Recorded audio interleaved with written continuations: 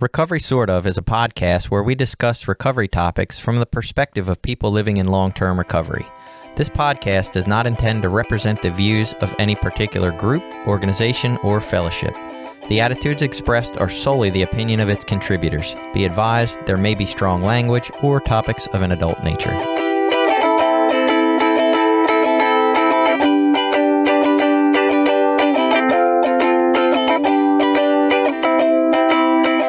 Welcome back. This is Recovery Sort Of. I am Jason, a guy who has a support system. And I'm Billy. I'm a person in long-term recovery. And I'm Caroline. I'm also a person in long-term recovery.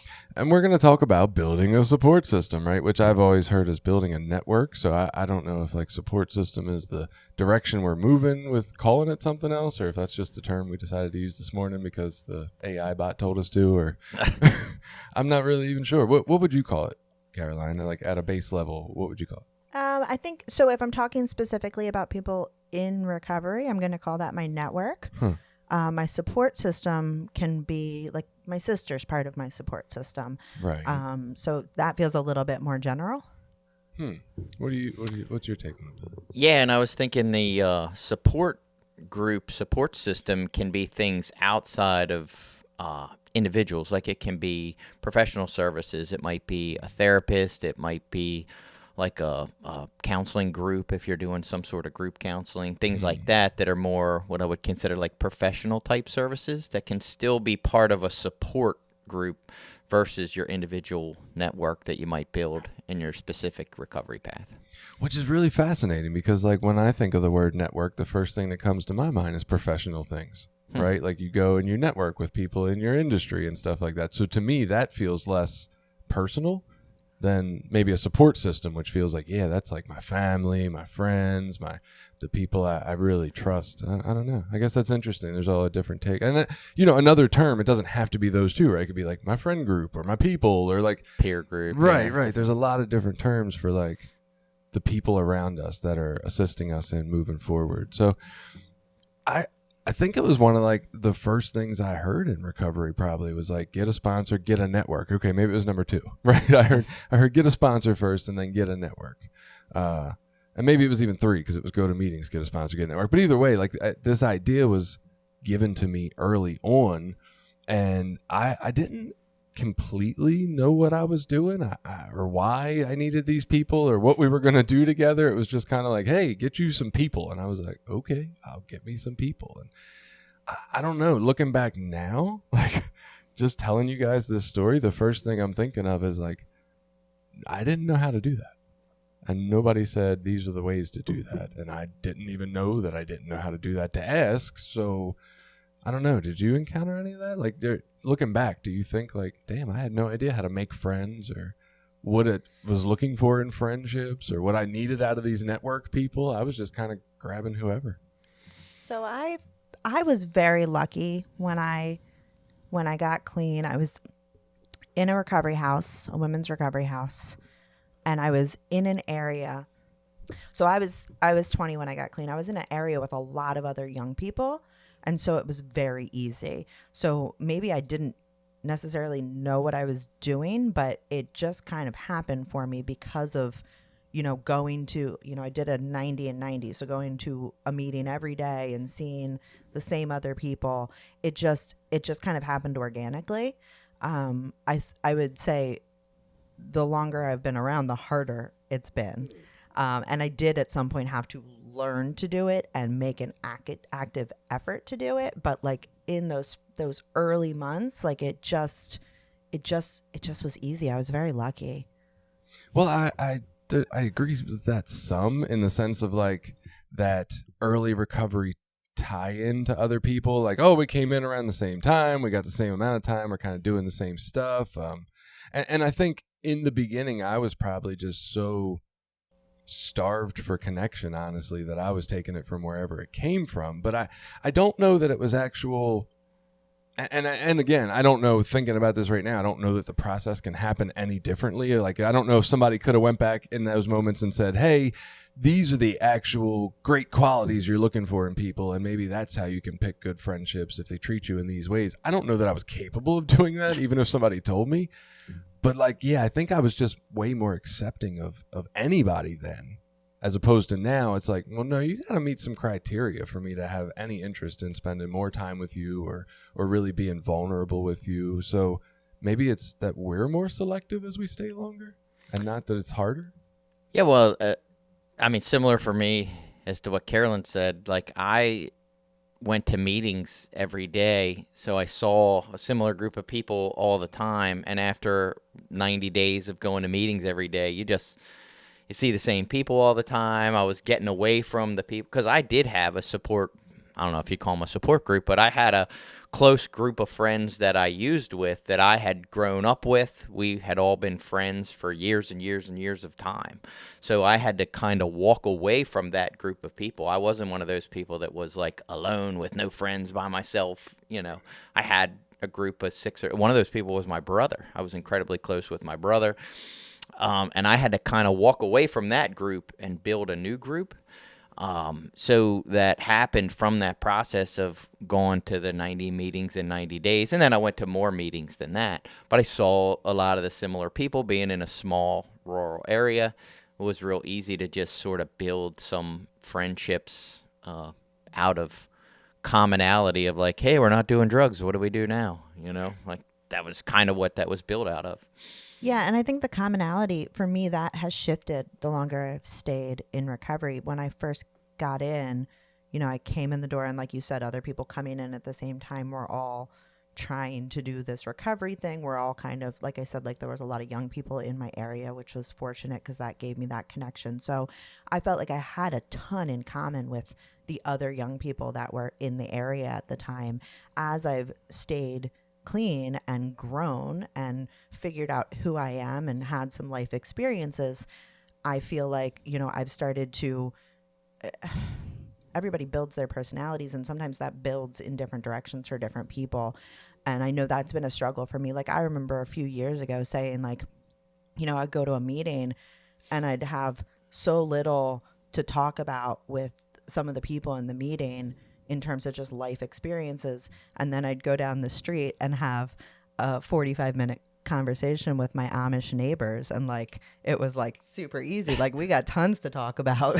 So, like just that feeling of like, why am I connecting better with the Amish community than the recovery community? But I was living in an old farmhouse and I had chickens. And so like, it was like my life experiences at that time felt like they aligned more to this other group.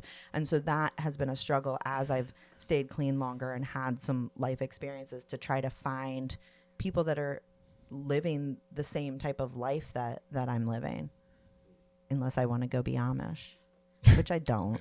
I mean, it'd probably be happier, but, yeah, just thinking about this idea, like I'm trying to think of, it says like step one is recognizing the importance of having a support system, right? So like trying to start there. When I came to recovery, I'm coming from a place of like pretty much entirely being disconnected from everybody, right? Like, there was a couple people along the way, but then you keep burning your bridges or whatever. And then there's, at least for me, Billy, I know your story's different. Now I'm thinking about that as I'm telling mine.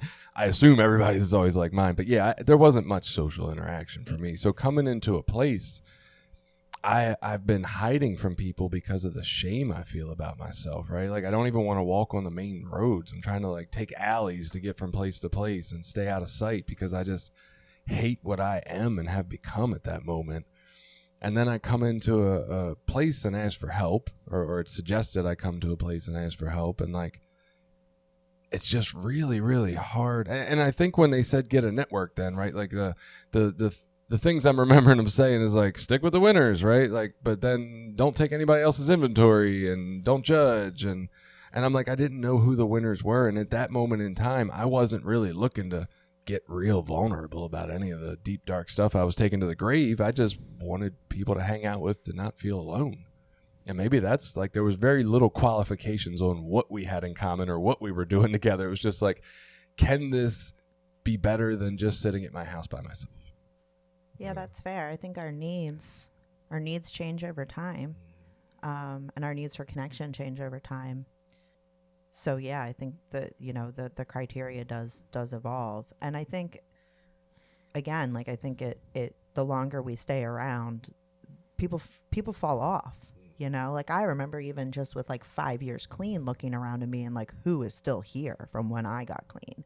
And that was, I mean, now, good Lord, I don't think there's anyone around that came in at that same time as me. There's people who were like, you know, maybe a year or two ahead or a year or two, you know, after. But so it becomes harder too. Like when I go to a meeting today, I'm normally the person in the meeting with like significantly more clean time than everyone else, which is fine. Not to say that I can't build a network with people who have less time than me. That's not my point at all. But again, going back to those like similarities in life, if I'm in a meeting and everyone else in the meeting has less than a year clean, the things that I'm dealing with on a daily basis are going to be very different than the things that they're dealing with on a daily basis. And so that connection becomes a little bit, it has to be more intentional if it's going to happen at all. It's not kind of like that, just like we're going to like click off the bat in most cases. So for either your own personal experience in recovery or your experiences in the role of a sponsor and trying to guide others to find the importance or recognize the importance of making this network or the support system for themselves, have you found that this is a tough sell either to yourself or to people like us who generally tend to not be the most social, or we tend to be more loners? I would say no. And maybe that's just because we talk about it so much in meetings that it just is, it's such a core piece of the recovery process that for me, I definitely recognize the value over and over and over again. And maybe I recognize it more when I have less of the network and I can feel that. But then also having conversations with sponsees and being like, you need more than just me to reach out to, like, they seem to hear that. Now, whether they're able to like effectively action that is another thing. But dude, you told people you're calling me too much, low key, and they stopped calling you. They didn't call nobody else. You're like, oh yeah, they took my suggestion. No, I'm gonna disagree with that. I don't know. What about you, Billy? Have you seen that? I am a person that believes people need connection to other people, that it's not just we like people, you know, or we don't like people. Like and this is a generalization, obviously, but I think most people want to connect to other people. The reason we don't is usually all those things you talked about at the end of your process of using, which was shame, guilt, embarrassment. Like that makes us incapable of those human connections. So for me early on, when I came in and was able to like start making a few healthy decisions, you know, some of that shame and embarrassment started to go away, and I was a little more comfortable around other people. Part of my connection with the group of people that I hung out with was that using took away all those feelings of shame, guilt, and embarrassment. And so when I was high, I could hang around with these guys and not feel all that stuff. But when I stopped using, it all came back in a rush. So early on in recovery, it was difficult. Like I didn't feel like I was really connected to people, that I had close friends, until I had more than a year clean. It took that long because the guys that I was using with at the end of my addiction were people that I had went to high school with. You know, I had grown up with. We were all friends. We knew each other's families. We were kind of close. You know, shared a lot of whatever you call it, chaotic use stories. Like we had all that lifestyle in common.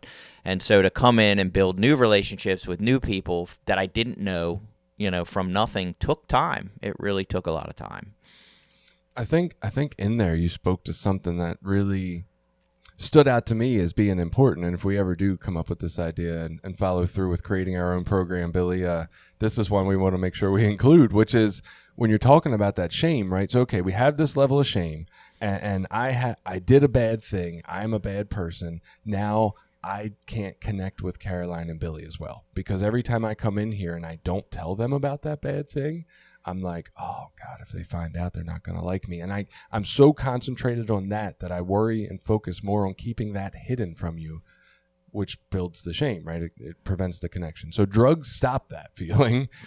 great, that's awesome, but how do we stop it once we get here? And just thinking about if there is a safe, secure meeting space where people can get vulnerable. And I think that's one of the reasons that these programs in church basements have worked, right? Because you go into this place and you have all this shame and I can't connect, but then you realize these other people are you too. You know what I mean? They have lived that same shame. They have done those same things, and they're openly talking about it and saying it's okay. Now that shame wall can come down. And without that exposure to that, I think we'd be hard pressed to make connections. And that's a really valid piece of like our program, is that community of like a place where I can reduce the shame because other people are also have bad parts, I guess. Yeah. And I mean, that whole process in the beginning of early recovery for me, like none of it felt comfortable. None of it felt like easy. It was more for me just, all right, these are the things that I'm supposed to do. So I'm just going to like put in the work and try to do it and see what happens, you know, and that attitude has carried through into other difficult things in my life, like exercise or going to the gym or trying to eat better. You know, it's like going to the gym. I'm still not a person that like wakes up every morning like, yeah, this is what I want to do. You know, it's great. I love it. It's like, oh, that's right. You're like, I get some real mental health benefits out of this. It's good for my stress and anxiety. It's got some physical health benefits. So I'm just going to put in the work because I like the results. And that was similar to most of the things in early recovery. Like, I'm going to go ask some guy to be my sponsor. That was awkward and difficult. And I wasn't used to like going to some guy and saying, hey, well, you know, will you be my friend? Like, that's what it felt like.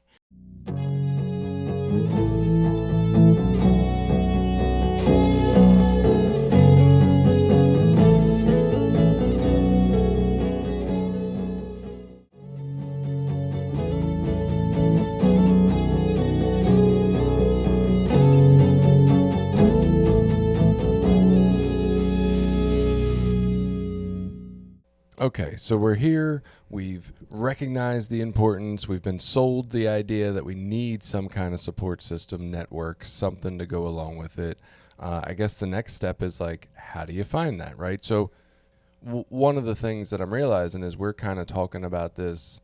Maybe we're jumping the gun. We're talking about it from the standpoint of we have already arrived in this 12-step program or fellowship, and here, where will I pick these people for my support, right? But like, knowing in 2023, this isn't the way recovery looks for everybody anymore. There's a billion paths to find recovery, right? And, you know, take it into idea, like, where can we find sources of support for ourselves? And that might be, you know, family and friends. You know, we talked about those a little bit. It might be support groups. Like if you do attend a NA, a Smart Recovery, a Recovery Dharma, you can probably find people in those groups that could be supporting. Therapists and counselors, spiritual religious leaders. Like, this is really an individual program. And I think maybe that's one of those things coming right out of this, you know, Overeaters Anonymous episode, where everything is more fine-tuned to the individual and their needs and what works and doesn't work for them. Maybe that's something like, I feel like I never got exposed to more in the Narcotics Anonymous program itself or in the 12-step world, that maybe we need more variation from person to person, right? Like maybe somebody needs seven meetings a week and to find most of their support group there, but maybe somebody else does better with one meeting a week and a therapy session each week, and maybe that's their best support system. And like, you know what I mean? We don't talk a lot about that idea of like variation across people's different versions. Well, and I think historically, the idea, I mean, if you even look, 10 years ago, like it was just, oh, you have a drug problem or an alcohol problem, you just go to one of these 12-step fellowships and that's what you do. Like that was the only thing. We weren't as savvy at incorporating, you know, the trauma counseling or mental health and how important those aspects were. And I think for the 12-step fellowships, that's where a lot of that, what I'm going to call bad information, I don't know that it was intentionally bad information, but that idea that, oh, you just need to come here, this is all you ever need, and this is fine, like that's slowly starting to go away because we're starting to see, like, yeah, you know, the fellowship, I think, does serve a great purpose, the fellowshipping in general, for that connection to other people that have similar types of issues, where you can sort of form a peer group and support group and some people that can recognize, you know, the same maybe struggles that you're having, so there's easy identification there. Right. But it may not address all the specific supports as an individual that you need, whether that be mental health counseling, trauma counseling, whatever those additional things are to bolster your recovery. Yeah, I think that's fair, but I also, in hearing kind of maybe more what Jason was saying than what you were saying, Billy, is like for me, thinking back to when I came in, I needed people that were doing the same thing as me. Like maybe maybe I needed other things, but like I cannot undersell the value of having other people who had struggled with substance abuse and were trying to rectify that. Having those people in my life, like that was really critical for me. Well, for how long? Like, so I get even the 90 and 90 or even the 6 months.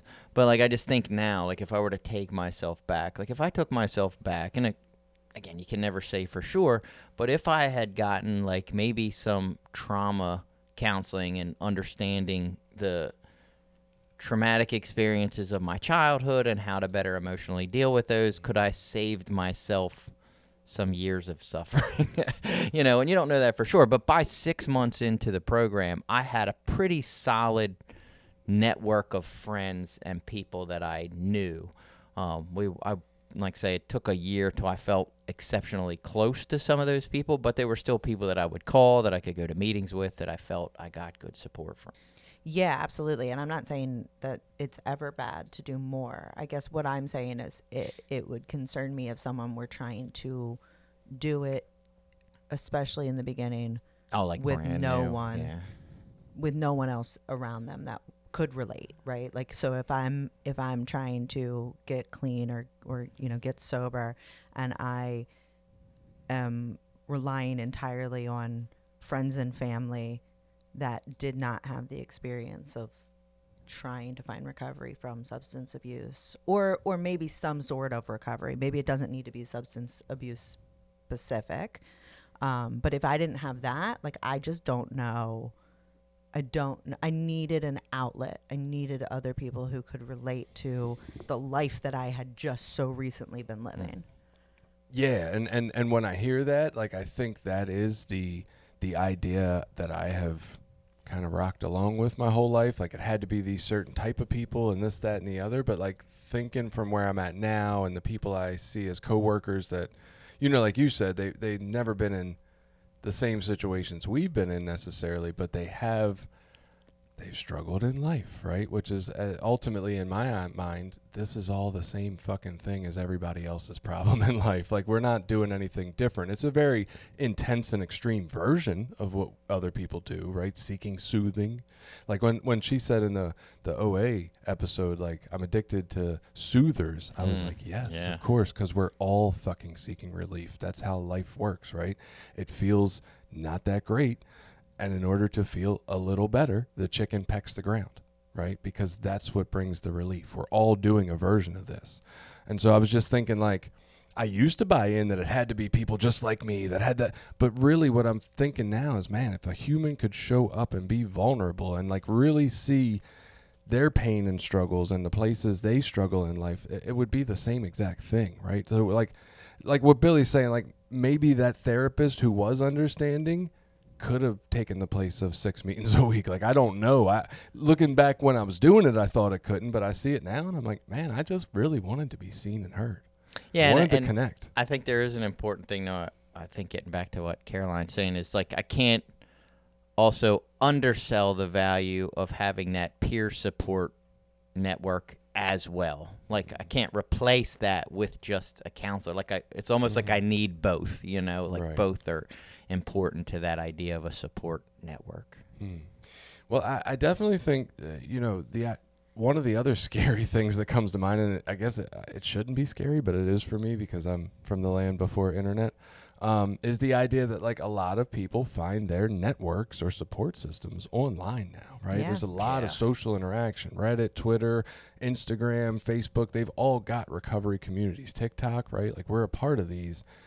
And there's a lot of people who encounter our podcast and you're like, oh God, I've been in recovery. I never even thought about going to a meeting before, right? Like, so this is a new and fascinating concept that I don't know that was excessively available to me when I was finding recovery, but like that's another thing too. So if you go see a therapist and then you're on Twitter all day, right? Like, I don't know. Is that just as healthy as going to a meeting in person and having that face-to-face? I really don't know what the difference is or drawbacks are, but that's a whole new space that like people are in and we're finding people in. So like maybe that's another space you can look for community, right? Or even in people's blogs or readings or podcasts, right? Like feeling some connection to the ideas and the ways people are talking. So, but I think you need more than connection to ideas, and you need that interplay. And so I think you can find that online if you're making connections with individuals where you're communicating back and forth.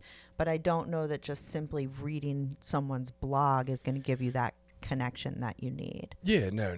I guess for me, it's more like this. Okay, so somebody heard our podcast and they're like, oh man, this idea in here. So maybe they comment when we post it, or maybe they send us an email, or maybe they share it on a discussion group and say, hey, I listened to this and I thought this. Like, it's all these ideas of kind of, oh, other people also think like me and I'm not bad or weird. I can openly talk about this other places, I guess. Just reinforcing that idea, really, of lessening shame, right? I think it is about breaking down what we call stigma, but just this idea that, like, okay, I did some stuff that we all want to call bad in my life. I'm not a bad person. Like, so have you. We've all done that, right? Like, let's just all be human and together, I guess. So we're talking about where to find them. What do you do once you do find people that are like you? How do you make a support system, right? Like I remember the first time, and I didn't do this necessarily with my network, but the first time I asked somebody to be my sponsor, it was definitely like asking a girl out, right? I was all nervous and Jesus Christ, is this guy going to reject me or accept me? And I mean, I didn't have that formal conversation with my network. Do you think it would have been more useful to? Like, if somebody came up to you and said, Billy, man, I think I really want to include you in my network, man. Is it all right if I like put your number on that list to call you? Do you think that would increase your connection to them? I mean, I feel like I've had people actually do that. Huh. You know, come up after a meeting and say, hey, you know, I'm trying to build my network. You know, can I get your number? I can't say how many of those people have actually called or text me out of I've that. had that version. They never called. But it's like, I guess I was told in the beginning to kind of interview like your sponsor per se. And, you know, that idea of like what I always took out of like stick with the winners is like look for people that are actually actively practicing recovery. Like it was starting to give me some guidelines for what healthy relationships or what maybe healthier people looked like. And then, of course, I build some of my own morals and values and start to build relationships more off of that.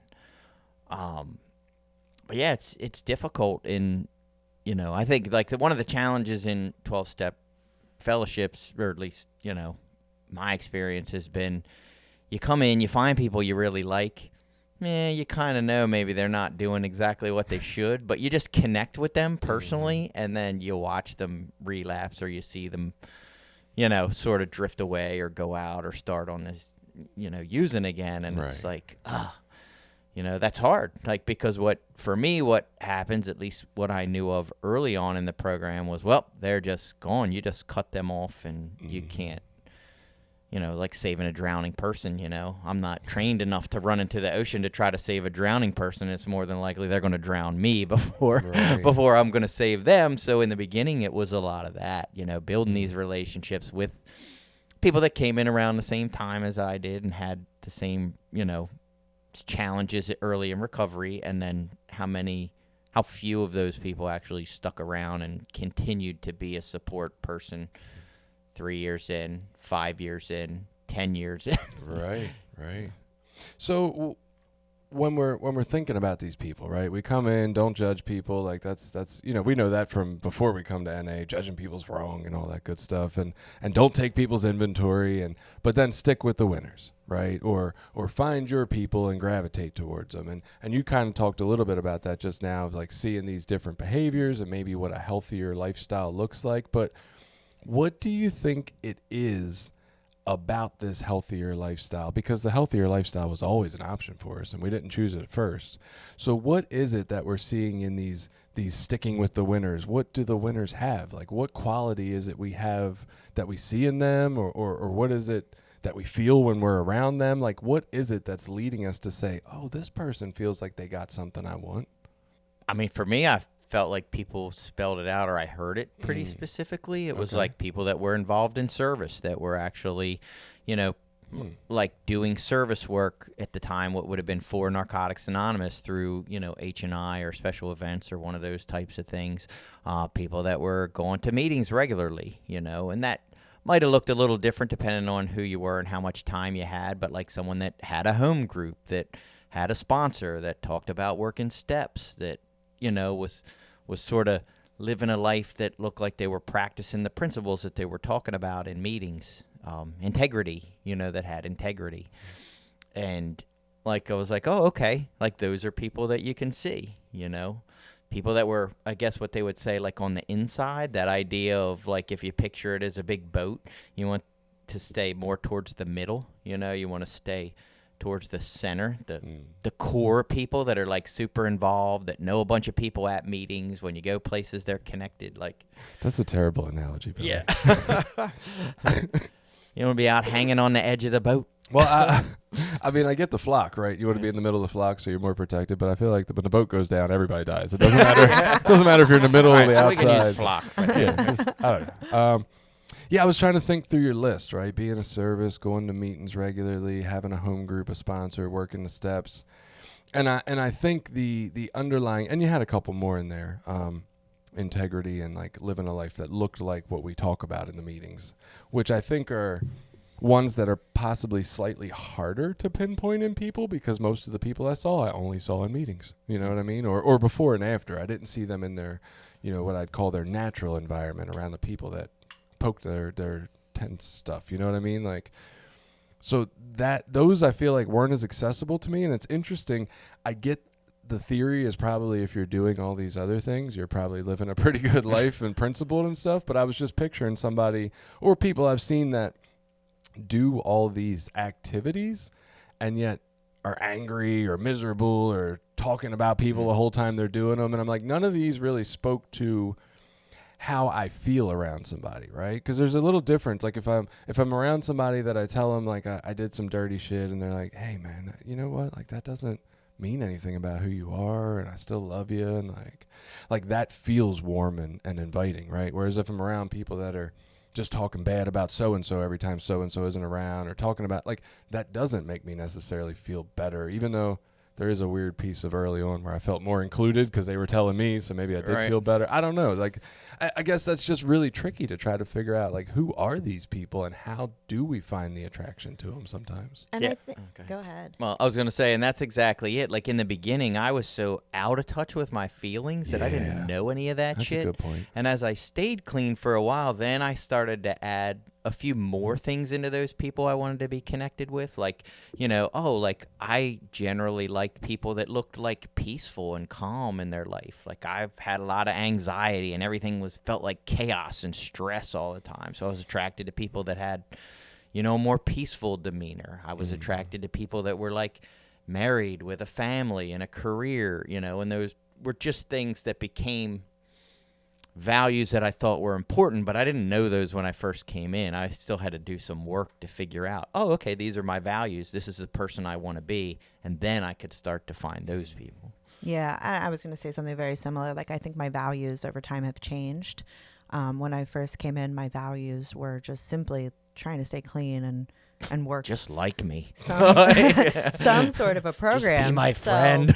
When I saw other people that were like going to meetings and staying clean and like generally doing on a broad sense the right thing, that was enough, right? But today my values are more defined, more clear for me. So I things stand out to me. Like I was in a situation the other day where I was talking with a group of people and one person was doing a lot of gossiping, and that's a big turnoff for me today. Whereas 15 years ago, probably wasn't such a big turnoff. Like it made me feel included, or I was right along with them. It's like as my values have evolved, my expectations for other people have evolved as well.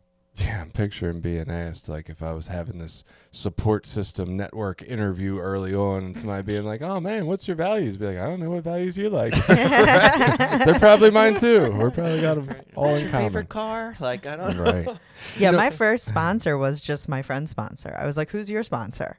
And she told me. I was like, okay, I guess I'll get her to be my sponsor, too. Like, I didn't have enough of an awareness of like what I needed in other people at that point, but that's okay, because what I did have the awareness that I needed people that were also staying clean and generally trying to follow the program, and that was enough in the beginning.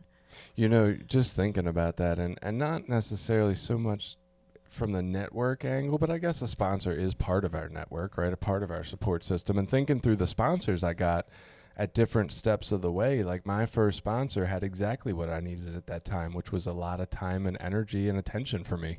Like, he would come pick me up for meetings almost every night of the week. He was really early on. He didn't even have a year yet, but like, that's exactly what the fuck I needed, because truthfully, I was not going to call anybody and go to a meeting. I was just going to sit there. But then when they called me, it was like, okay, I can do that. And then my second sponsor came at a point in time where I felt like my ego had gotten so out of control in the recovery process of like just trying to feel better about myself, magnifying that fake ego to feel better, right? So then I got a sponsor who was really humble and just chill and like didn't get into all that drama or being seen or any of that. And it's like, damn, so intuitively, I guess, somehow I was seeking out the thing to counteract what I was struggling with in those times anyway. Yeah, and I think that's part of the benefit of having a support network, is to have people around to see what different values look like in people's lives. You know, you see the people that are all caught up in the excitement of whatever area positions and service and the whole ego and, I don't know, chaos that can come with that. Or pulling up to the meeting in the nice cars, or, you know, for me, I'm going to offend some people with this maybe, but maybe the loud motorcycles or whatever. Like, it all feels like like it takes away from the environment, I guess. Right. And then recognizing like, ugh, that doesn't do it for me. Like, Right. And it's nothing against them. It's what does it do to me? Does that speak to my heart? Does that speak to my spirit? Is that the person I want to be? I mean, I'm sure guys that are in the motorcycle clubs that are recovery based, like, they get exactly what they need out of those They groups, do, and that's right. awesome. And some of them build lifelong, you know, friendships and support, you know, that they need from that group, and that's awesome. Just thinking about this idea next of like, what's the next step once you have a network? We didn't figure out how you build one yet, though. Yeah, Is the there meetings. a way? I thought that's kind of what we were talking through. Really? So. I feel like we were just talking about like, how do we identify the people that would be good fits for our network, but I don't feel like we talked about concrete ways that you actually go about building the network. Oh, I hang don't know out how you before the do- meeting, hang Yeah. out after the meeting. That would be a way, I would say. If people are say, hey, we're going to the cafe or the diner to get something, even if you don't have money, just say, I don't have money. Can I go? Or I'm interested? Or, you know, those would be the first things that come to my mind. Go to events, being of service, like Billy mentioned, right? Like, if you step up and be of service, you will find yourself around the quote unquote winners, supposedly, that are all there in the center of the boat, not drowning when the boat goes down. You know, like, I don't know. What kind of ideas do you have? That's Yeah. what I'm thinking. So, yeah, no, I would agree with all of those. I feel like, so I've, over the course of my recovery, had to do this a number of times where I've looked around and said, my network is lacking and I need to remedy that. And so, yeah, going to meetings regularly, going before the meeting, like going early, staying late, Home group. getting a home group. Yeah, that's a good one too. You know, in a best case scenario, a home group can really almost become like a family, if you find the right one. So that can be amazing. Sharing in a meeting too is another one that I've done many times. You know, sharing, like, I need to build my network. Any ladies that you know, have some time, wanna give me their number, let's connect. That's what I say when I build my network too. Thinking through this idea of like, either getting a service position that stands out, right? I read the anniversary list in my group every week, or I hand out key tags, like something that gets you front and center. Hey, I'm this and this, and here's my name. I think that draws attention to you, so to speak, as in, hey, people get to know your name and they start saying hi to you and they recognize you in other meetings. Or, I don't know that every form of program or meetings has readings in the beginning that people read, but like that's another one where you get to say your name, people get to hear your voice, you get to be familiarized. All part, I would imagine, of the process of finding people. Thinking about the internet, like I see people almost every day posting on the Reddit, the subreddits around recovery, or Redditors in recovery or whatever. And they're always talking about, hey, I'm new, I'm thinking about detoxing, or I am detoxing, I'm on day 3 and I'm struggling. And like constantly without fail, there's 10, 20 replies of like support, encouragement. Sometimes there's a little back and forth and arguing and all that good stuff. But like is these places out there to go seek it, even if you can't find that person, in the meeting down the street, because the meeting down the street doesn't exist right now. Maybe there is a place you can just go post and get some kind of support for the moment. Yeah, or just checking out like different 12-step meetings. Like I was never real. Like I knew the big ones, AA, NA. That's what I knew when I got into recovery. I had no idea that there were all these other different versions of 12-step and even non-12-step, recovery meetings. So now with the internet, like there is way more access, either virtually or just letting you know what groups are out there. I mean, maybe it does take, like for us, like maybe I do have to ride 45 minutes to Baltimore or Philadelphia to find like a Marijuana's Anonymous or some other type of meeting like that I feel more comfortable and connected at. But yeah, in the beginning it was like, here's these 2 fellowships, pick one, right. That's where you go, and if you didn't like either of them, or you struggled with God or whatever, it was like, good luck. Right. right. Yeah, I think smaller meetings can be easier too. So if you're in an area where there's, meetings that have 100+ people, that can be really easy to get lost in the sea of that. But if you can find some of the less popular meetings where maybe it's 20 or 30 or even less people, and you're going to those regularly, people will start to recognize you a lot sooner than in the like massive people meetings. I have not seen many 100+ people meetings that have not also had a group of home group members that hate it start like a step study in the back during the same time frame. Like every 100-person or more meeting I've seen, there's always a group in the back. They're like, oh, we also have a step study in the back if you want to go do that. And I'm like, yeah, that's where all the home group members go. I can't think of any meetings like that. That's so funny. Oh, that's crazy. Yeah, we were existing in parallel for many years, but yeah, I can't think of any meetings like that. So that is funny. So one of the things I think is important. Do you feel like have we established how to get your network? Yes. Okay. We've done Well, my it. only thing is, what do you do if you don't want to go to a 12-step group? I mean, I would think possibly through a church or group, you could build a support group there. Online. Yeah, or maybe through like an alcohol or drug counseling program. I know sometimes they have group therapy or group sessions. Yeah, there's definitely random support groups. I say random, like, I think Bodie wants to start a random support group just for people that are struggling with disordered substance use. But like, I don't know the best way to go about finding them necessarily. Maybe your local health department could tell you. I guess you had mentioned Reddit and some of those other things. Yeah, it's Facebook. Facebook has tons of recovery groups. Yeah.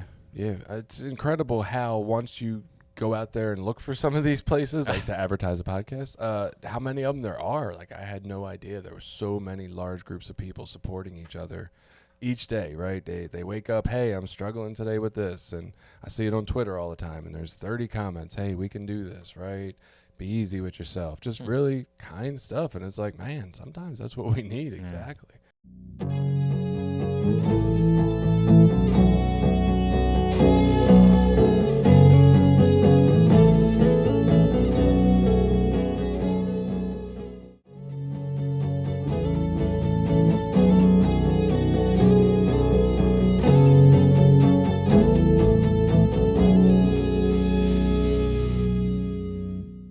So one of the ideas that's presented here, and I don't know that this one gets talked about much, is the idea that like having a support system or network is kind of useless if we don't get vulnerable and honest and share with them in ways that help us connect, right? We're talking about that shame at the beginning that prevents us from talking with people and connecting. And like, how do you do that, right? Because one of the things we were talking about how do you pick your network? And I was thinking, well, if you don't feel like you can be honest and vulnerable with those people, they're obviously shitty network people for you. But that might not necessarily be true in the beginning, right? It takes time to form that trust over time. Like, okay, I shared with Billy that I did this one thing, but I ain't sharing about that sex addiction shit yet, right? Like, and so I don't know, like, how do we build that? Is it just practice? I don't think everyone in your network needs to be that for you, though. I mean, it can be that it starts in the beginning, that just your sponsor maybe or your therapist can be that,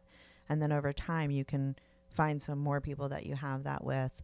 For me, I think in the beginning, the biggest value that my network gave me was other people who were clean and had time to hang out, and we were like hanging out and doing fun things and being clean. They weren't all necessarily people that I was going to bare my heart and soul to, but they were friends that I could do healthy things with. We could go to meetings together. We could go out to eat. They could give me rides. Well, and I think what you're saying about the past shame, maybe the one we still carry from previous stuff. Yeah, I don't know that we necessarily have to be able to say that at all times with every individual. But if the people I'm around, I can't tell, hey, I'm having thoughts of using, or hey, I'm just really feeling off right now. Like, and I feel like I can't connect to you guys. Like, if you can't get vulnerable about the now, I don't know what good it's going to do to have those people there. For me, I just end up feeling lonelier around people when I feel shitty and can't say it.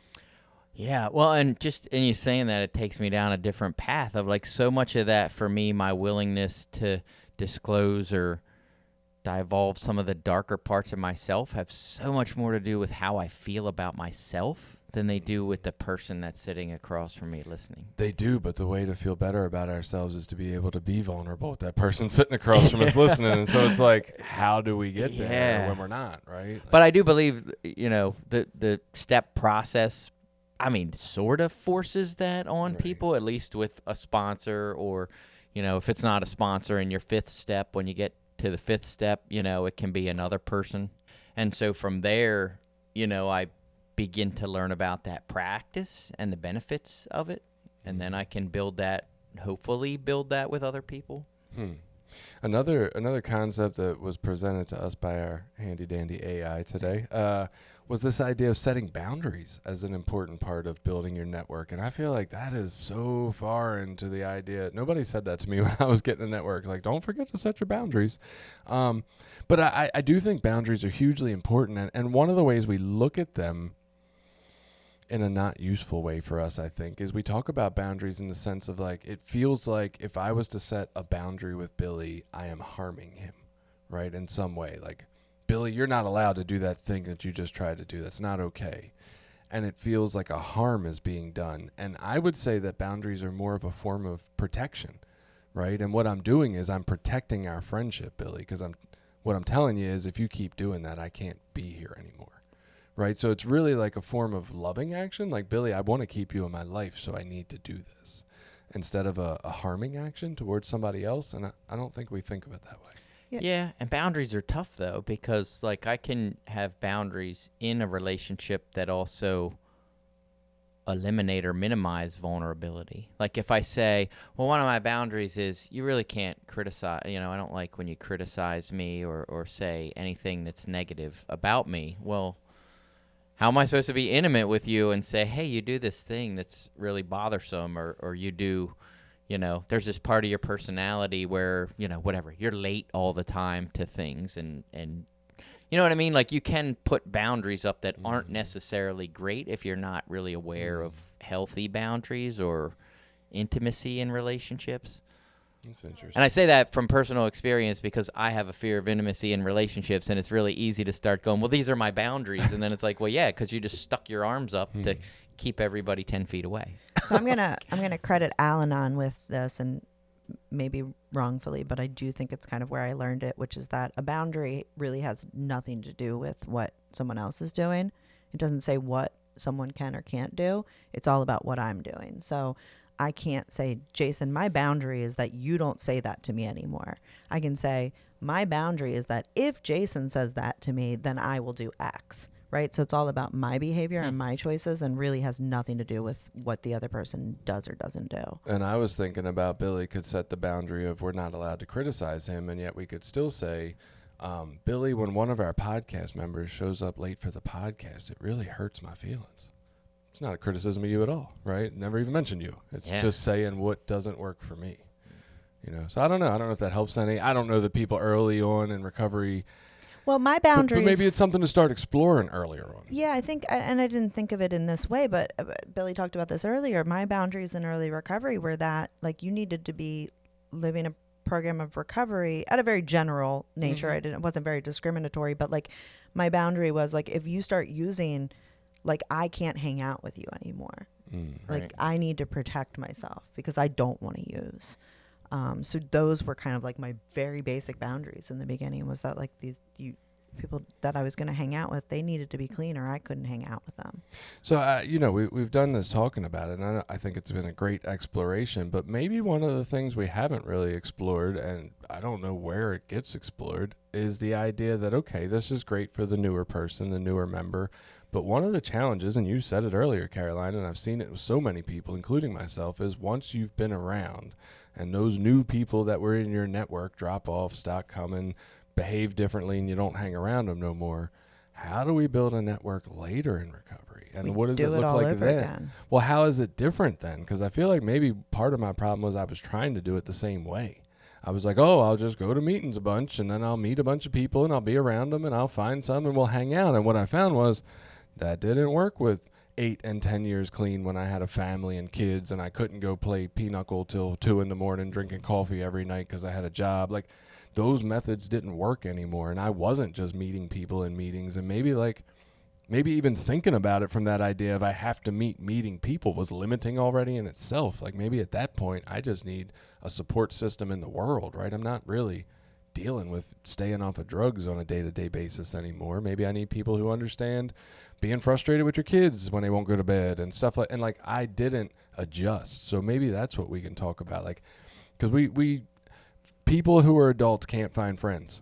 And that's basically what we're saying in a recovery vocabulary. Well, and when you say that, I think sometimes as addicts, we think we're like terminally unique to this. But if you think of people generally in life, how many people do you know that have like 20, 30, and 40-year-long like friendships? Like, that's not that common. Like, we think, oh yeah, people just go out and they have these friends and they keep them for life. And it's like, well, no, not really. You know, lives change, people move, things go away. And when you hear about those, you know, exceptionally long marriages or exceptionally long friendships, it's like there's almost something beautiful in it. Like, wow, you know, that's great.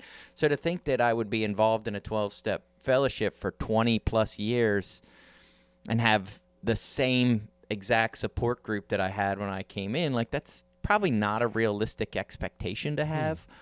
I do have some friends that I've had for all that time, which to me, again, now I look at like, wow, it's fucking amazing that I can name probably 3 people that I've known for that 20 years, you know, 2 of which are still people I talk to almost daily in my life. Like, that's fucking incredible. You know, I was thinking about that subset. I was thinking maybe that exists more than we realize. In my mind, there's like people who can't find friends as adults, people who've had these friends for less than a year because you just keep cycling through new people trying to find some.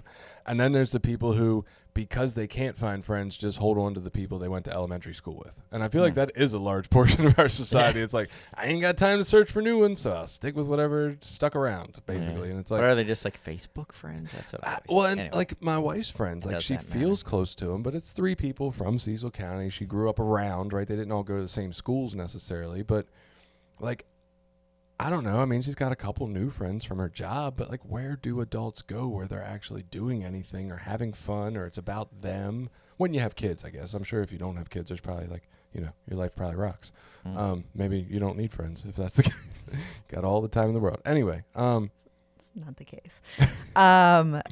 yeah, I would say over the years, I have definitely seen my membership in a 12-step fellowship as an asset in that regard, because normal people do not have a place where they can go and meet a bunch of other people recreationally. Like Church.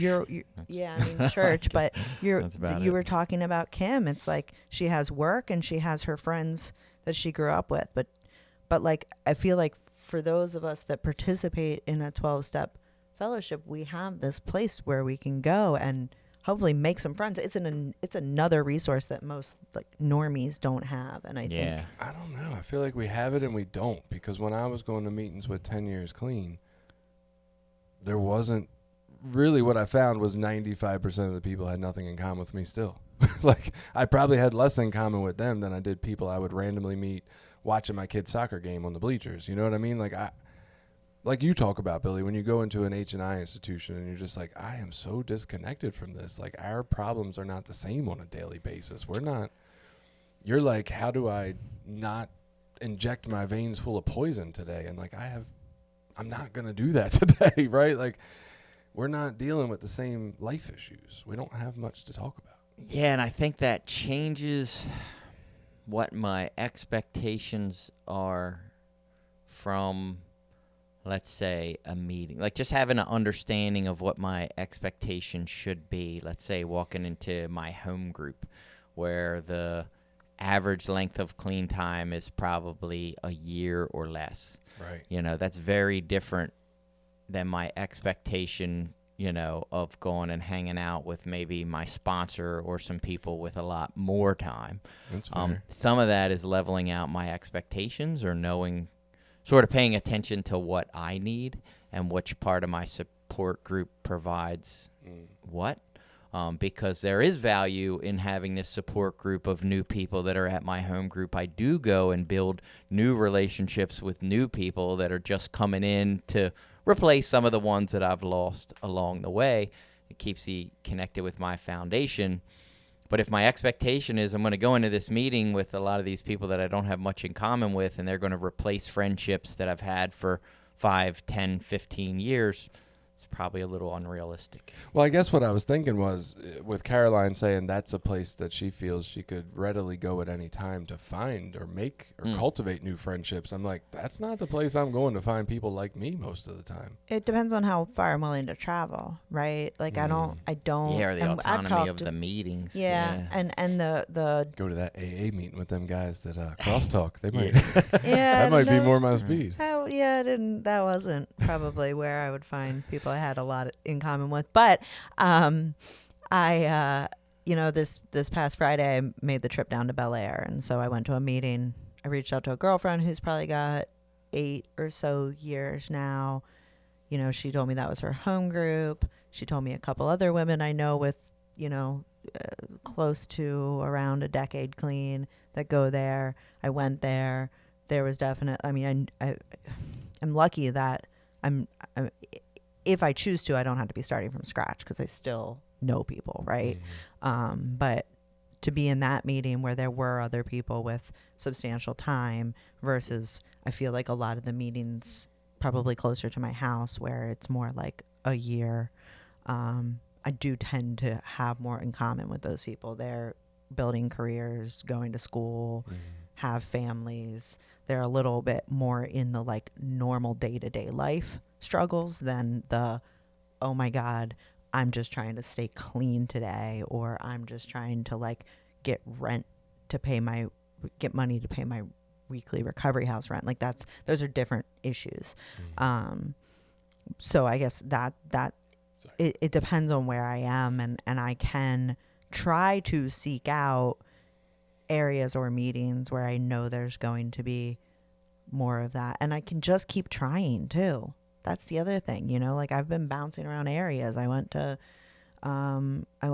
checked out a couple meetings north of me up near Lancaster, like a couple months ago. I've checked out some meetings in Cecil County, and now I'm kind of back in Harford County again.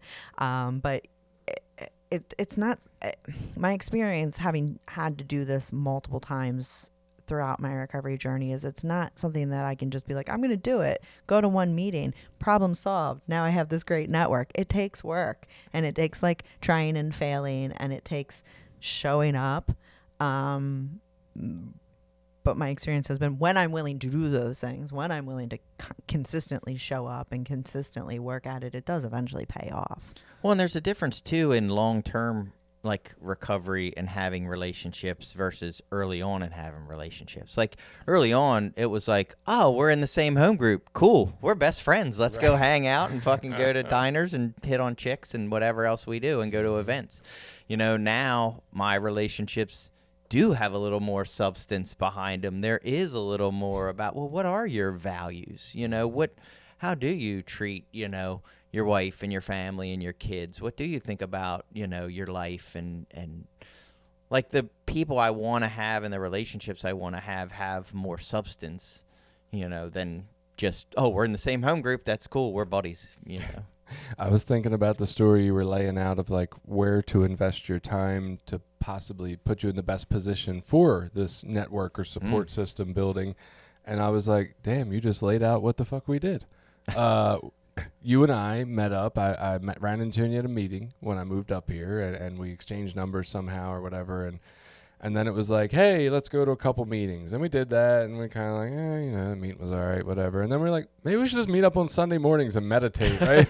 We're like, fuck that meeting thing. Let's just go hang out and talk and meditate. And like that went well for a while. And then we were like, well, let's just make it a podcast where we just talk a lot about shit. And like, I feel like that's exactly what we did. We found connection. Like we were like, I feel like we're almost wasting that hour sitting in the meeting where we could be talking to each other and getting to know each other. You know what I mean? And I'm not saying that the meetings were bad or any of that, but just at that point in time for you and I, what we needed was not necessarily to sit in that group of people. We needed a way to connect and build a relationship with each other. And so it's just interesting. You were laying that out. I'm like, damn, that's what we did. And it's funny, when Caroline was telling her story, I thought, yeah, that this relationship with this person is probably happening like meeting up before the meeting or on the ride to the meeting more so than the event of being in the meeting. Like that's almost just a sub thing that's happening. The relationship building is happening around that meeting. I will say one thing I'm noticing for me as time goes on, the thing that kept me from having the time to invest or the energy or the resources to invest in more relationships was like just feeling overwhelmed with all I had to do already, right? Like I very overwhelmed, and I think this is a societal level problem, very overwhelmed with like life's demands basically, or what I thought were life's demands of me, which didn't leave me any space or desire to want to like do more, right? Oh man, you were supposed to call that guy you met the other day that you guys clicked, right? I don't want to do that now. Like I just put the kids to bed. It's been a long ass day. Like, and what has helped me with that idea, or at least is helping me, and it's something I'm changing now, is like realizing kind of like the lady from OA said, like taking control of your life. Like I'm not a victim, right? I can choose whether the world demands this, whether I do it or not. And like creating more space and time for me has created more interest in, you know what? I want to get some of these regularly scheduled phone calls on the thing. I don't like phone calls, but you know what? It's feeling good. So let me do more of it. Like I have the time to invest, I guess, when I'm not feeling like all my time's being taken from me. Yeah, and that's, I think, early in recovery when I was going to a lot of meetings, like physically going to a lot of the meetings, that stuff happens I'll say easier. I mean, it's just I'm going to the meeting, I'm 15 minutes early, we're hanging out front, you know, we're chatting, bullshitting about whatever. You know, I see you at another meeting on Wednesday, and then I see you at the meeting on Friday, and we chat and whatever. Well, then when I start going to one meeting a week or just my home group, and then you don't make it to my home group, well, then it requires me to do some fucking work. Like, I got to actually reach out to you. I got to make a phone call. I got to shoot a text. I'm not just seeing you coincidentally. So the effort that it takes to maintain this support group grows, you know, as my outside life grows, or my lack of meeting attendance grows, or my lack of service grows. Then it's on me to maintain that support group. It's just not happening organically. I'm going to say this. Caroline, it is your job to keep me from continuing a debate or argument about this because we are out of time. But I do want to say it, and then y'all can respond, and then I'll just shut the fuck up. I promise. You're going to remind me of that. So what you just described to me as this clicked in my head early on, people don't have jobs. People don't really have responsibilities. We've been running from all that shit for years, right? Or if you have a job, it's like some I don't give a fuck job mostly. Not everybody, I get it. Some people come in, they still got a great job. But for most people, there's very little demands from the world on you because you ain't been doing none of those demands anyway. Which gives us all the fucking time in the world and space and energy to connect with other people. And as we go on in recovery and we keep stepping up to be fully self-supporting of ourselves, we take on so much shit that we actually don't have space for the thing we need, which is connection. And I would say that that is where we are kind of being misguided as humans. Like, no, we don't need all these demands on us. What we need is more connection. And I don't think it's a problem like, oh, I can't meet people because I'm 40. I think it's the fact that if I had more time, it would probably happen naturally the same fucking way it did early on. Sorry, soapbox moment, won't argue. Feel free to respond. Yeah, so I totally agree with that and was thinking that earlier. I think when you were saying the thing about demands on time, I was so fortunate that when I came in, I decimated my life. And I was 20, so I didn't have a lot of decimating. Like, I had no responsibilities. Literally, like, I had no job in the beginning. I was not in school, and I could go to meetings, and I could hang out a ton. And then I think my first job in recovery was working at, like, KFC. I could literally devote my entire focus to recover, and so grateful for that, right? Like, a lot of people don't have that privilege. A lot of people come in and they have kids, or they have significant others, and they have mortgages to pay, and so they probably struggle from the beginning then. Probably. So I agree completely with you. It's a lot easier when you have the time than it becomes potentially down the road. But I also think, like, there were periods of time, now is not one of them, as I find myself unemployed with no kids, living alone. There were times in my recovery where I was working, going to school, in a relationship, where I did have to be more intentional about maintaining relationships with other people, and did that to varying degrees of success. But it can be done when we prioritize it. But yeah, it's a lot easier when you got nothing else to do. Yeah, and all I'll say is where are your priorities? I mean, for me, when I came in, I had a full-time job that I managed a store, and within 60 days, I had got my own apartment and was taking care of all my own stuff. I didn't go through treatment. I didn't go into a halfway house or none of that shit. I had a full-time job. I got out and took care of myself. Still went to meetings every day because that was a priority and a focus. Right. As I got older, some other things became equal or more of a priority when it was my marriage and my kids. And those things, I think, were valuable. Sometimes it was ego stuff, and sometimes it was enjoyment stuff. And at the time, those were decisions that I made. But, yeah, where's my priority? My priority's in maintaining relationships. I can probably find the time. Any other thoughts about networks, support systems, how to do it, which we are looking for? I think we covered it pretty exhaustively, honestly. So go out there, start building yours, whether that's, on a social media platform, in person, virtually, through some kind of program. However it is, find these people that you can go to when things don't feel good, that feels a little better, because that's the people you're going to want to be around. Take care of yourselves.